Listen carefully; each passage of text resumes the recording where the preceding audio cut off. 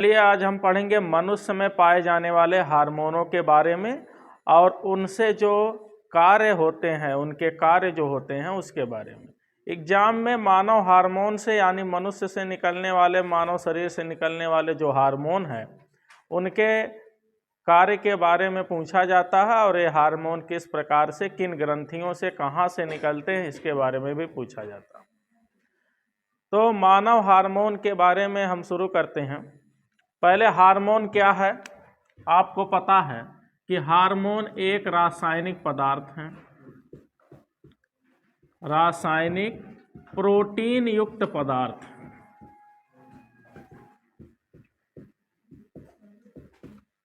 यानी हार्मोन की अगर हम बात करें तो हार्मोन है क्या? रासायनिक प्रोटीन युक्त पदार्थ हैं। सबसे पहले 1906 में एक वैज्ञानिक था, उसका नाम स्टार्लिंग है। स्टार्लिंग ने सबसे पहले हार्मोन शब्द का प्रयोग किया था, हार्मोन शब्द का प्रयोग किया था। और स्टार्लिंग ने जो हार्मोन शब्द का प्रयोग किया तो उसने ये बताया कि जंतुओं के शरीर में, मानव सहित सभी जंतुओं के शरीर में कुछ ऐसे प्रोटीन युक्त पदार्थ निकलते हैं। कैसे पदार्थ निकलते हैं? प्रोटीन युक्त पदार्थ निकलते हैं जो सीधे रक्त में घुल जाते हैं। किस में घुल जाते हैं? रक्त में। और रक्त में घुल करके ये उन अंगों तक पहुंचते हैं जिन अंगों में इनकी आवश्यकता होती है, और उसके बाद उन अंगों में पहुंच करके ये एक निश्चित कार्यों को करते हैं। अब ऐसे आप समझिए इसको, आपका शरीर है और आपके शरीर में ग्रंथियां हैं और उन ग्रंथियों से निकलते हैं प्रोटीन युक्त पदार्थ, जिन्हें क्या बोला स्टार्लिंग ने? हार्मोन बोला। और ये प्रोटीन युक्त पदार्थ वहां से निकलने के बाद आपके रक्त में जाकर घुल जाते हैं, आपके रक्त में जाकर के घुल जाते हैं और रक्त के माध्यम से शरीर के उन अंगों तक पहुंचते हैं जहां इनकी आवश्यकता होती है। ठीक है? और उसके बाद उन अंगों में वे जिन कार्यों के लिए बने होते हैं उन कार्यों को करते हैं। ठीक है?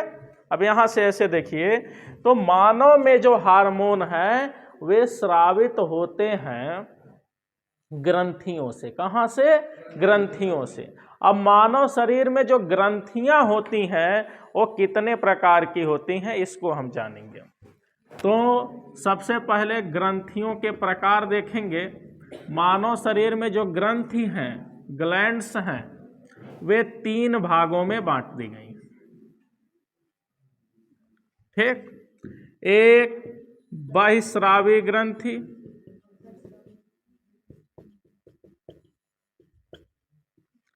और दूसरा अंतःस्रावी ग्रंथि,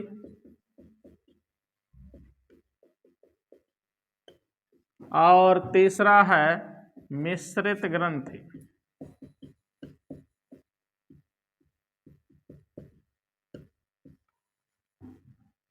बहिस्रावी ग्रंथि को एक्सोक्राइन ग्लैंड कहा जाता है,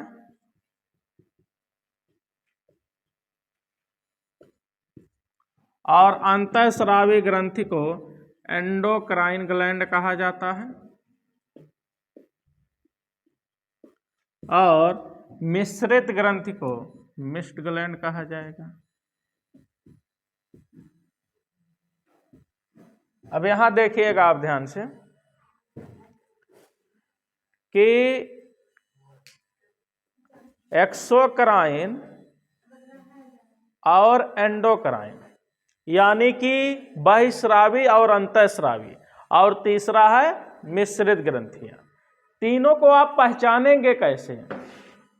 यदि आपसे कहा जाए कि इसमें से बताइए बहिस्रावी, अंतःस्रावी और मिश्रित ग्रंथियों की क्या पहचान है, कितने हैं आपके शरीर में बहिस्रावी, कितने हैं अंतःस्रावी, कितने हैं मिश्रित है, तो हम उनके नाम पढ़ेंगे ही, लेकिन इनको पहचानना हो, अगर इनका आइडेंटिफिकेशन करना हो तो हम कैसे जानेंगे? ठीक है, इनका हम आइडेंटिफिकेशन करना है तो कैसे हम करेंगे। ठीक है, यहां देखिए, जो बहिस्रावी ग्रंथियां होती हैं इनके बारे में एक लाइन याद रखनी है आपको कि जो बहिस्रावी ग्रंथियां होती हैं ये नलिका युक्त होती हैं। कैसी होती हैं? नलिका युक्त यानी नलिका युक्त होती हैं। समझ गए? और जो अंतःस्रावी ग्रंथियां होती हैं ये नलिका विहीन होती हैं। और जो तीसरी ग्रंथि है मिश्रित ग्रंथि, ये नलिका युक्त भी होती है और नलिका विहीन भी। नलिका युक्त प्लस नलिका विहीन। अब इन बातों को ध्यान से आप समझिएगा कि जो आपके शरीर में बहिस्रावी ग्रंथि है पहली, वो नलिका युक्त है यानी इसमें नलिका होगी। जो अंतःस्रावी है दूसरी, वो नलिका विहीन होगी। जो मिश्रित है वो नलिका विहीन और नलिका युक्त दोनों प्रकार की होगी, इसीलिए उसका नाम मिश्रित रखा गया। ठीक है, तो मानव शरीर में ग्रंथियों की संख्या कितनी है? 3, और तीनों के आप प्रकार देख लिए। अब सवाल अगला कि इनमें से हार्मोन कहाँ से निकलता है?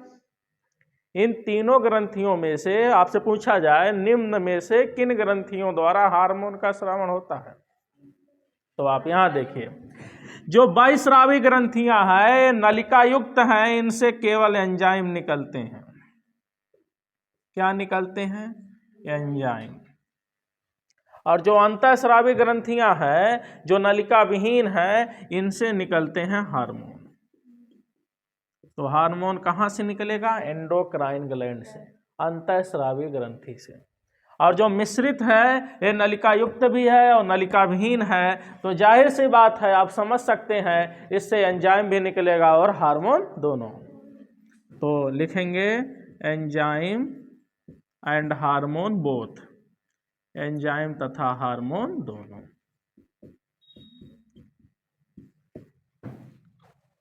ठीक है, अब आप बता ले जाएंगे आराम से कि अंतःस्रावी ग्रंथियों से, बहिस्रावी ग्रंथियों से और मिश्रित ग्रंथियों से कौन कौन से पदार्थ निकलते हैं। ठीक, अब हम उदाहरण की तरफ बात करते हैं। जो बहिस्रावी ग्रंथियां हैं इनके उदाहरण देखिए।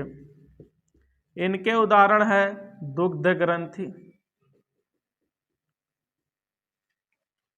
जहां से लैक्टेशन की प्रोसेस होती है, दुग्ध श्रावण होता है मानव सहित सभी स्तनधारी जीवों में। और अश्रु ग्रंथि, अश्रु ग्रंथि जहां से आंसुओं का श्रावण होता है, अश्रु ग्रंथि। ठीक है, जहां से आंसू निकलते हैं। अश्रु ग्रंथियां कहाँ पाई जाती हैं? अश्रु ग्रंथियां जो अश्रु निकालती हैं वो कहाँ पाई जाती हैं? वो आपकी आंखों में पाई जाती हैं। ठीक है, जिन्हें क्या बोलते हैं? लाइक्रेमाइल ग्लैंड। क्या बोलते हैं? लाइक्रेमाइल ग्लैंड। ठीक है, हाँ। और तीसरा है स्वेद ग्रंथि, स्वेद ग्रंथि।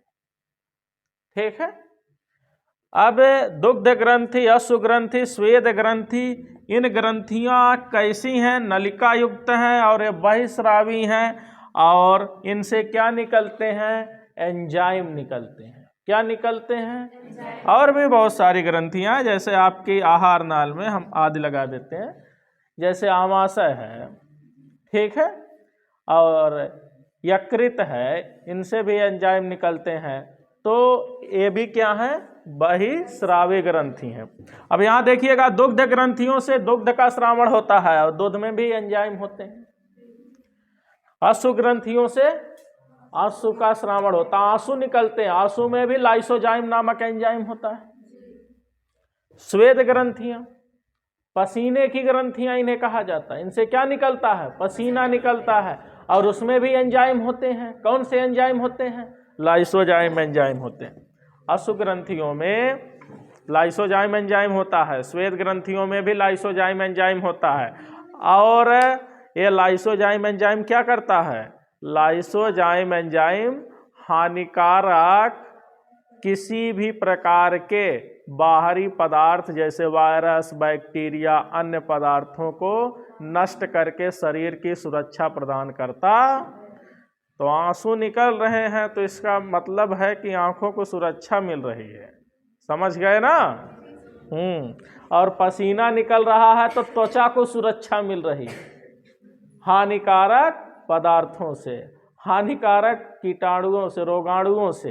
रोगाणु आप बोलिए, पैथोजन जिन्हें बोला गया बायोलॉजी में, यानी कि रोग फैलाने वाले कारक, एंटीजन। इधर देखिए, अंतःस्रावी ग्रंथियां जो कैसी होती हैं? नलिका विहीन होती हैं, और इनसे क्या निकलता है? हार्मोन।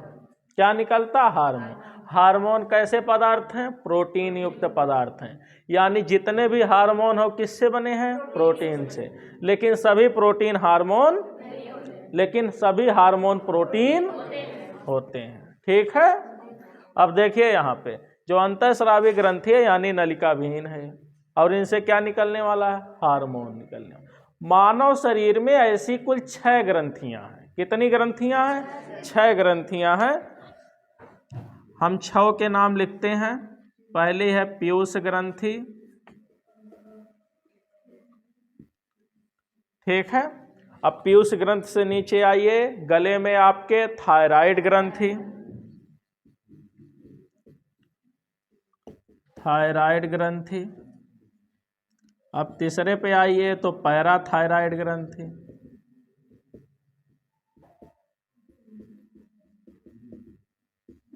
ठीक है। और उसके बाद पीनियल ग्रंथि, कौन सी? पीनियल।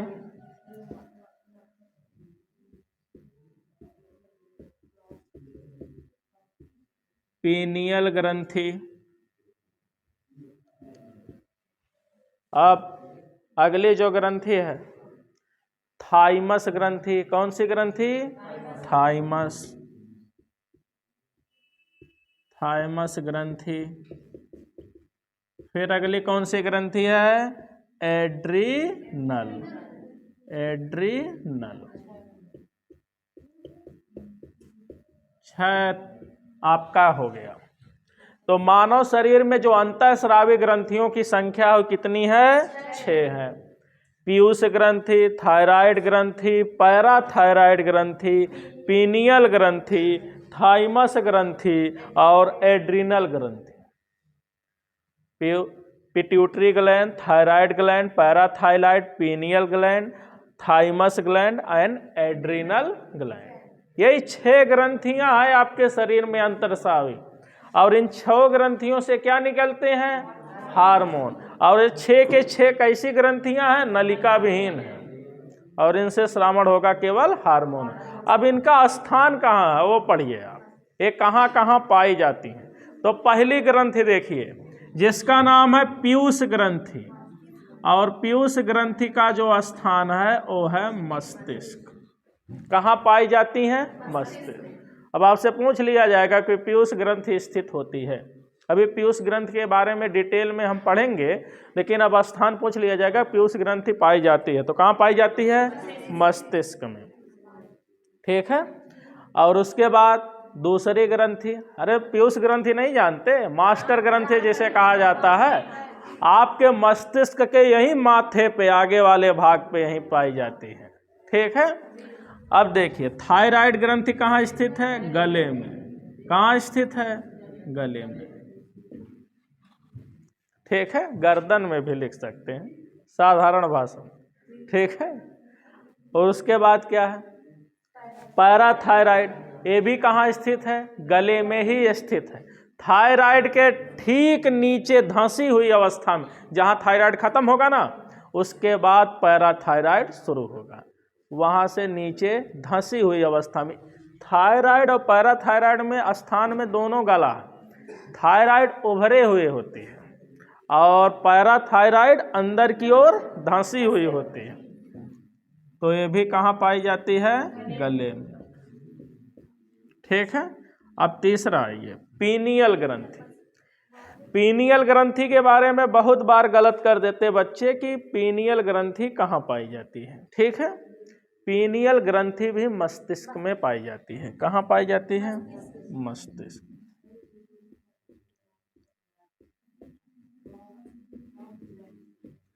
बात यह है कि जो पीयूष ग्रंथि है वो आगे पाई जाती है यहाँ। अब पीनियल ग्रंथि जो होती है वो पीछे की ओर स्थित होती है। ठीक ना, वो कहाँ स्थित होती है? मस्तिष्क में पीछे की ओर स्थित होती है। आई बात समझ में? यहाँ पे आएगा, यहाँ पे। अब आगे देखिए, थाइमस। थाइमस कहाँ पाई जाती है? थाइमस भी गलत कर देते हैं कई बार। थाइमस कहाँ पाई जाती है? थाइमस स्थित होती है वक्ष में। कहाँ स्थित होती है? वक्ष यानी चेस्ट भाग में। तो अब नहीं गलत करना है आज से। कहाँ पाई जाती है? वक्ष भाग में। अब बचा एड्रिनल। एड्रिनल सब लोग जानते होंगे। एड्रिनल कहाँ पाई जाती है? एड्रिनल पाई जाती है वृक्क के ऊपर, यानी किस पे? वृक्क में। वृक्क मतलब वही किडनी, वृक्क में यानी किडनी में। ठीक है, तो 6 ग्रंथि आपने देख लिया। 6 उनके कहाँ कहाँ स्थान है पाए जाने का वो देख लीजिए। ठीक है, इसको नोट कर लीजिएगा। हो गया। अब हम मिश्रित ग्रंथि के बारे में पढ़ेंगे। मिश्रित ग्रंथियां वे ग्रंथियां होती हैं जो नलिका युक्त भी हैं और नलिका विहीन भी। यानी अब जाहिर सी बात है, जब नलिका युक्त है तो एंजाइम भी निकालेंगे, नलिका विहीन है तो हार्मोन भी निकालेंगे। कुछ ग्रंथियां हैं जो आपके शरीर में, मानव शरीर में कुछ ग्रंथियां हैं जो मिश्रित हैं। कैसी हैं? मिश्रित हैं। और इनसे प्रश्न पूछे जाते हैं कि निम्नलिखित में से कौन सी ग्रंथि मिश्रित है। इनमें से मिश्रित ग्रंथियां और आपके सामने ऑप्शन होंगे। ठीक है, तो मिश्रित ग्रंथियां जितनी हैं हम लिखा देते हैं। सबसे ज्यादा जिसका नाम लिया जाता है मिश्रित ग्रंथि का वो है अग्नाशय। कौन सी है? अग्नाशय, पैनक्रियाज। अग्नाशय से अग्नाशयी रस निकलता है जिसमें ढेर सारे पाचक एंजाइम होते हैं, और उसी अग्नाशय की अल्फा और बीटा कोशिकाओं से हार्मोन निकलते हैं। अल्फा से ग्लूकेगान और बीटा से इंसुलिन हार्मोन, जो रक्त में शर्करा की मात्रा का नियमन करते हैं, नियंत्रण करते हैं। ठीक है, और इंसुलिन की कमी से डायबिटीज हो जाता, आपको पता है। दूसरा, मानव शरीर में 2 जनन ग्रंथियां हैं, एक नर में और एक मादा में, और दोनों ग्रंथियां मिश्रित हैं। ठीक है, नर में जो मुख्य जनन अंग है वो है वृषण यानी टेस्टिस, और मादा में जो मुख्य जनन अंग है उसका नाम है अंडाशय यानी ओवरी। और ये दोनों की दोनों मिश्रित ग्रंथि है। ठीक है, अंडाशय कहाँ स्थित होता है? स्थान देखिए। अग्नाशय कहाँ स्थित होता है? आहार नाल में। आहार नाल में होगा ना, एलिमेंट्री कैनाल में होगा, जहां पाचन तंत्र होगा आपका। वृषण कहाँ होगा? वृषण कहाँ होता है? वृषण शरीर से बाहर होता है। कहाँ होता है? शरीर से बाहर होता है। और किस में बंद होता है? वृषण कोश में। तो वृषण किस में पाया जाता है? वृषण कोश में। ठीक है, वृषण कोश में और शरीर से बाहर, शरीर से बाहर। आपके उदर गुहा यानी पेट के अंदर नहीं होता, शरीर के अंदर वृषण नहीं होता। नर में वृषण जो होते हैं वो शरीर से बाहर होते हैं। ठीक है, क्यों बाहर होते हैं? क्योंकि वृषण का मुख्य काम क्या है? शुक्राणु का निर्माण करना। क्या कार्य है? शुक्राणु का निर्माण करना। और शुक्राणु के निर्माण के लिए याद रखिएगा, शुक्राणु के निर्माण के लिए मानव शरीर के तापमान से 3 डिग्री सेंटीग्रेड तापमान कम चाहिए। जैसे आपका नहीं समझे, आपका तापमान 37 है, कितने है? 37 डिग्री है ना, और शुक्राणु के निर्माण के लिए चाहिए 34, 3 कम चाहिए। और इसीलिए 3 कम चाहिए। तो ये बताइए, अगर वृषण आपके शरीर के अंदर होता तो शुक्राणु बना पाता? नहीं बना पाता, क्योंकि आपका तापमान 37 है और उसे शुक्राणु बनाने के लिए चाहिए टेम्परेचर 34 चाहिए। इसीलिए वो आपके शरीर से कहाँ होता है? बाहर होता है। समझ में आई बात? ये भी एक प्रश्न बनता है। तो वृषण कोश में शरीर से बाहर स्थित होता है। अंडाशय, अंडाशय कहाँ होता है? अंडाशय इस मादा में यानी स्त्रियों में कहाँ होता? उदर गुहा में होता। कहाँ होता है? उदर गुहा। ठीक है। अब अगला, अभी और मिश्रित ग्रंथियां हैं। एक का नाम है अपरा, इसका नाम सुने हैं? जिसे अंग्रेजी में बोलते हैं प्लेसेंटा। अपरा कहाँ होती है? अपरा मादा के गर्भाशय में होती है। अपरा ही वह रचना है जिसमें क्या होता है? भ्रूण, भ्रूण का परिपक्वन होता है, वृद्धि होता है, विकास होता है। 9 माह तक भ्रूणीय विकास किसके अंतर्गत होता है? अपरा के अंतर्गत होता है, प्लेसेंटा के अंतर्गत होता है। ठीक है। और अपरा ही ऐसी रचना है जो गर्भाशय से भ्रूण को जोड़ती है, लिंक करती है, और भ्रूण को क्या प्रदान करती है? पोषण प्रदान करती है, रोगों से रक्षा प्रदान करती है। इसमें भ्रूण में यानी शिशु में जो नया शिशु बन रहा है, जो उसमें क्या देती है? एंटीबॉडी देती है, यानी प्रतिरक्षी प्रदान करती है। तो अपरा के सब कार्य अपरा में हम आगे पढ़ेंगे। तो अपरा, मानव शरीर में जो अपरा है वह भी कैसी ग्रंथि के तहत आती? मिश्रित ग्रंथि, क्योंकि इससे भी हार्मोन भी निकलते हैं और एंजाइम। और उसके बाद 5, ठीक है, त्वचा यानी स्किन। ठीक है, त्वचा। कई बार गलत कर देते हैं बच्चे कि इन त्वचा मिश्रित ग्रंथि है कि नहीं है। तो त्वचा कैसी ग्रंथि है? मिश्रित ग्रंथि है। याद रखिएगा, त्वचा कैसी है? मिश्रित ग्रंथि है, क्योंकि इससे ये एंजाइम भी निकलते हैं और हार्मोन भी निकलते हैं। ठीक है, तो मिश्रित ग्रंथि आप नोट कर लीजिएगा, उसके बाद आगे हम पढ़ेंगे। एक बच रहा है ब्रिक,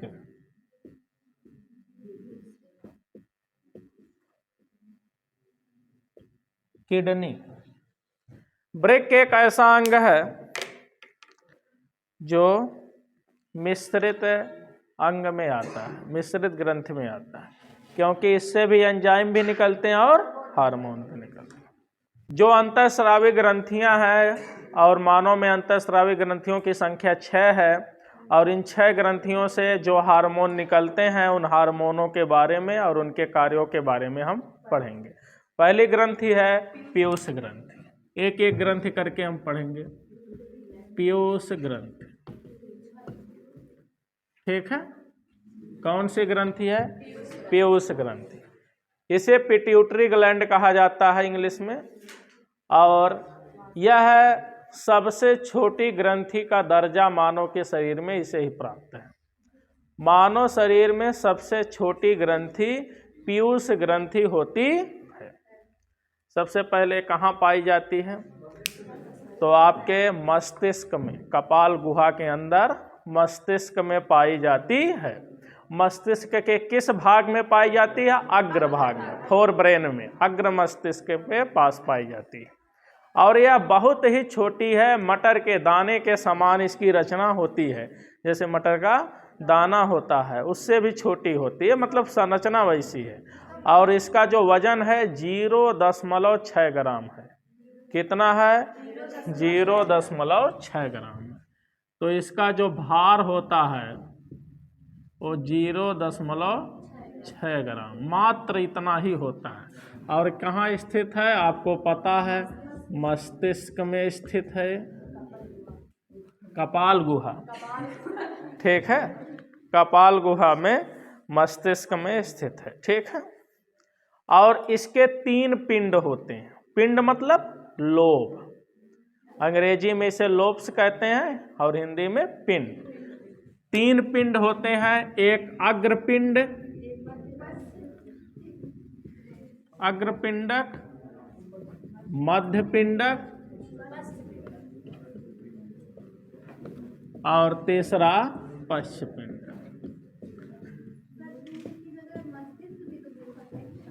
बिल्कुल, किसके जगह? नहीं, यहाँ पे वहाँ, यहाँ कहाँ बोलेंगे। ये लोब है, ये ग्रंथि जो है इस 3 पालियों में बटी हुई है। लोब मतलब पालियां, पिंड मतलब क्या? पालियां हैं, ठीक है। प्रथम पाली, द्वितीय पाली, तृतीय पाली नहीं जानते हो? वही हाल है, 3 पालियों में बटा हुआ है, अग्रपिंडक, मध्यपिंडक और पश्चपिंडक, 3 पिंडक में बटा हुआ। और तीनों पिंडकों से अलग अलग हार्मोन निकलते हैं। तो जो मुख्य मुख्य हार्मोन निकलते हैं उनके बारे में हम पढ़ लेंगे। जो अग्रपिंडक है, इससे जो मुख्य हार्मोन निकलता है उसका नाम है जीएच हार्मोन, ठीक है। कौन सा हार्मोन? जीएच हार्मोन सबसे पहले, और इसे कहते हैं एसटीएच, सोमैटोट्रोफिन हार्मोन, या ग्रोथ हार्मोन बोलिए या सोमैटोट्रोफिन हार्मोन बोलिए, हिंदी भाषा में वृद्धि हार्मोन। तो हम सबसे पहले पढ़ेंगे अग्रपिंडक से। अग्रपिंडक से जो निकलने वाला पहला हार्मोन है उसका नाम है वृद्धि हार्मोन,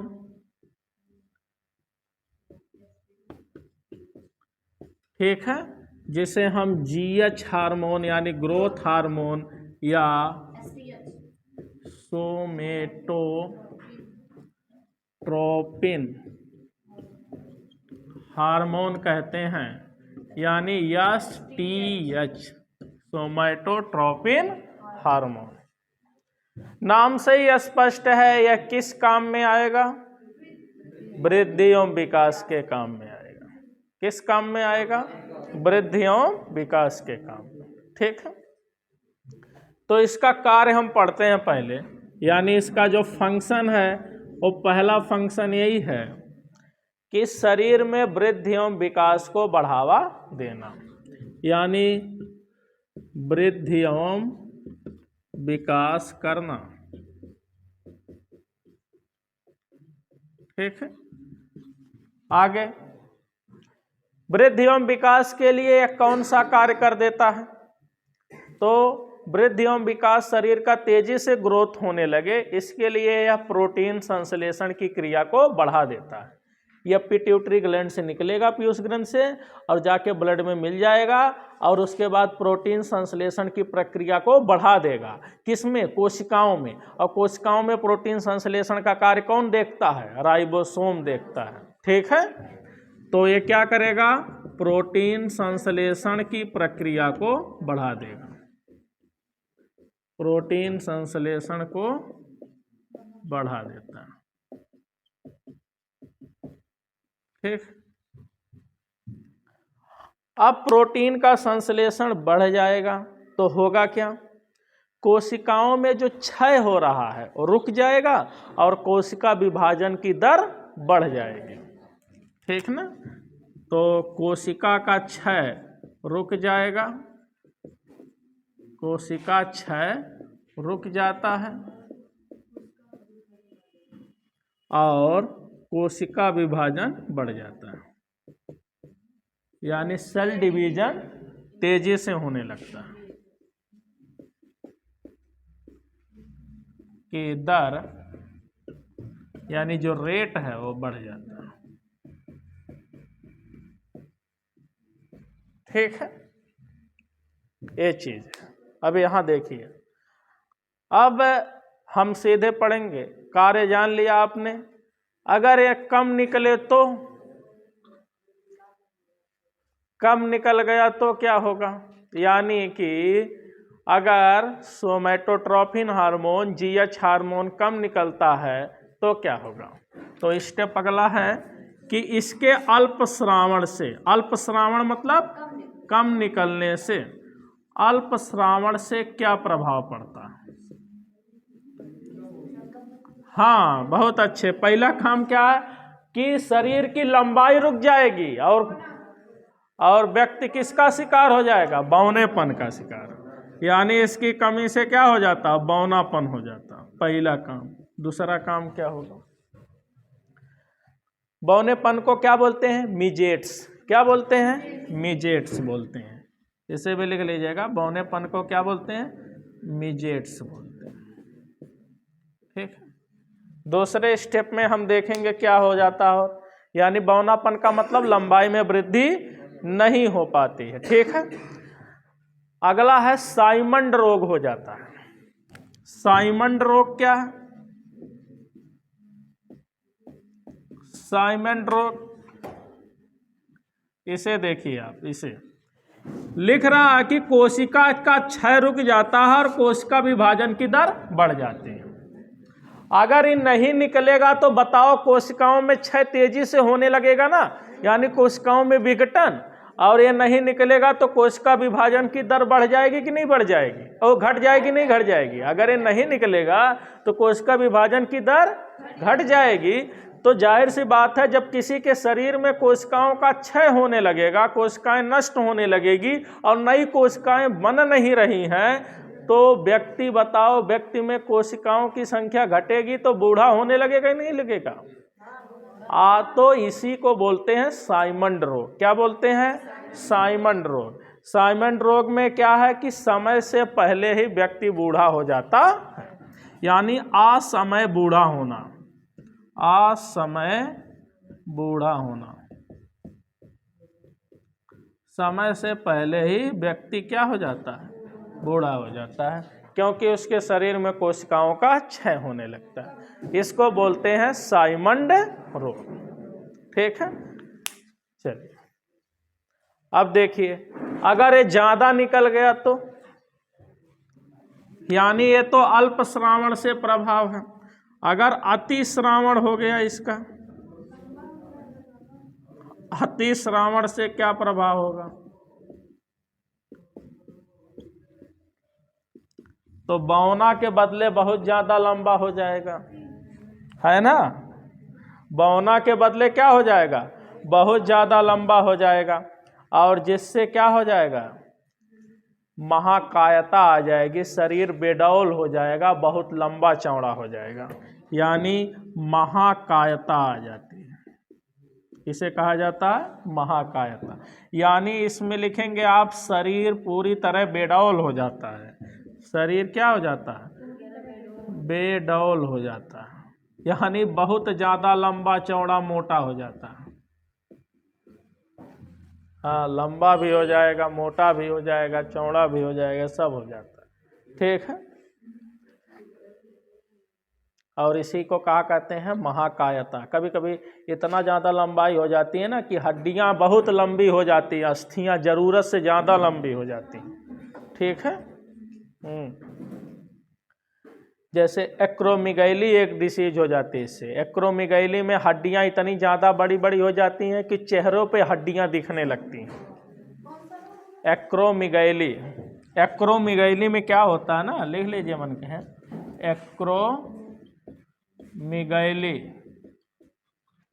एक्रोमीगैली हो जाता है। अगर ज़्यादा बढ़ जाता है तो हड्डियाँ ज़रूरत से ज़्यादा बढ़ जाती हैं, यानी जो अस्थि है शरीर की अधिक बढ़ जाती हैं। इससे चेहरे पर अस्थियां उभरी हुई नजर आने लगती हैं, शरीर में भी हड्डियां उभरी हुई नजर आने लगती हैं। इसे एक्रोमीगैली डिजीज कहते हैं, यानी वो एक्रोमीगैली के सिम्टम्स यानी लक्षण है। ठीक है, आया समझ में। तो जो जीएच हार्मोन है उनका काम और उनकी कमी से क्या होगा, उनकी अधिकता से क्या होगा, आपने पढ़ लिया। ठीक है।